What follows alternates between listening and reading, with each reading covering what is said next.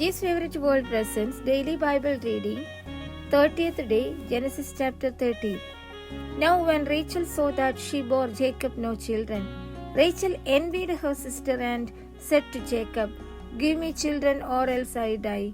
And Jacob's anger was aroused against Rachel, and he said, Am I in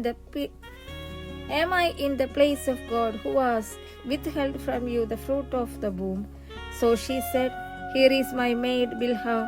Go into her, and she will bear a child on my knees, that I also may have children by her. Then she gave him Bilhah, her maid, as wife, and Jacob went into her, and Bilhah conceived and bore Jacob a son. Then Rachel said, God has judged my case, and he has also heard my voice and given me a son. Therefore she called his name Dan. And Rachel's maid Bilhah conceived again and bore Jacob a second son. Then Rachel said, With a great wrestling I have wrestled with my sister, and indeed I have prevailed. So she called his name Naphtali. When Leah saw that she had stopped bearing, she took Shilpah her maid and gave her to Jacob his wife.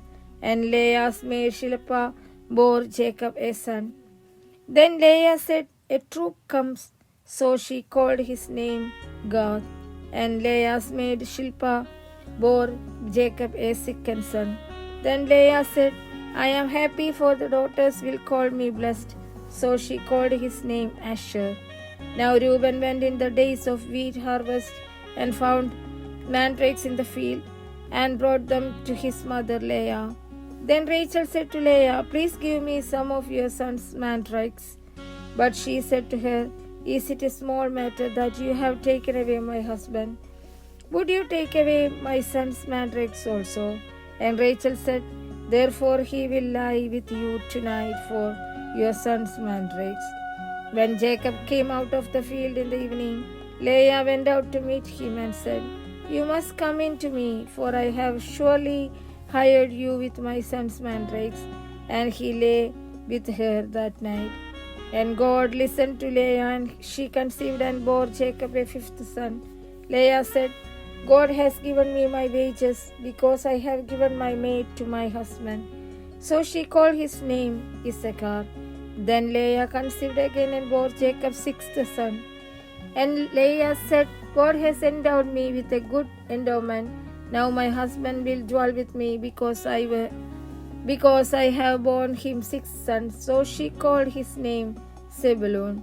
Afterwards she bore a daughter and called her name Dinah. Then God remembered Rachel, and God listened to her and opened her womb. And she conceived and bore a son, and said, God has taken away my reproach. So she called his name Joseph, and said, The Lord shall add to me another son. And it came to pass when Rachel had borne Joseph that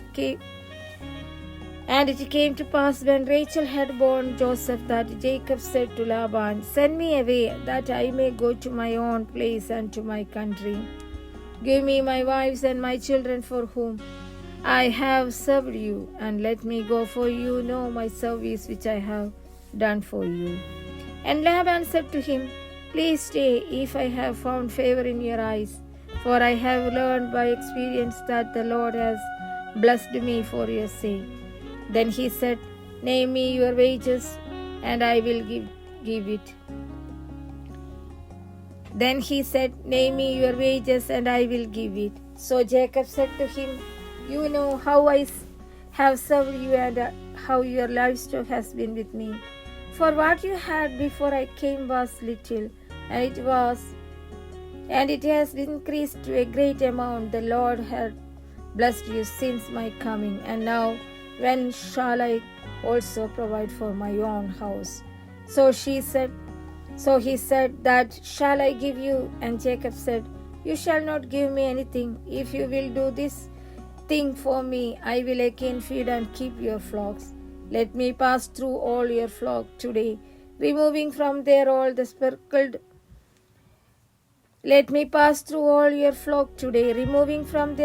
speckled and spotted sheep, and all the brown ones among the lambs, and the spotted and speckled among the goats, and these shall be my wages. So my righteousness will answer for me in time to come. When the subject of my wages comes before you, everyone that is not speckled and spotted among the goats and brown among the lambs will be considered stolen if it is with me. And Laban said, Oh, that it were according to your word. So he removed that day the male goats that were speckled and spotted, all the female goats that were speckled and spotted, every one that had some white in it, and all the brown ones among the lambs, and gave them into the hand of his sons. Then he put 3 days' journey between himself and Jacob fed the rest of Laban's flock. Now Jacob took for himself rods of green poplar and of the almond and chestnut trees, peeled white strips in them, and exposed the white which was in the rods. And the rods which he had peeled he set before the flocks in the gutters, in the watering troughs where the flocks came to drink, so that they should conceive when they came to drink. So the flocks conceived before the rods, and the flocks brought forth streaked, speckled, and spotted. Then Jacob separated the lambs and made the flocks face toward the streaked and all the brown in the flock of Laban. But he put his own flocks by themselves, and did not put them with Laban's flock. And it came to pass, whenever the stronger livestock conceived, that Jacob placed in the rods before the eyes of the livestock in the gutters, that they might conceive among the rods. But when the flocks were feeble, he did not put them in, so the feebler were Laban's and the stronger Jacob's.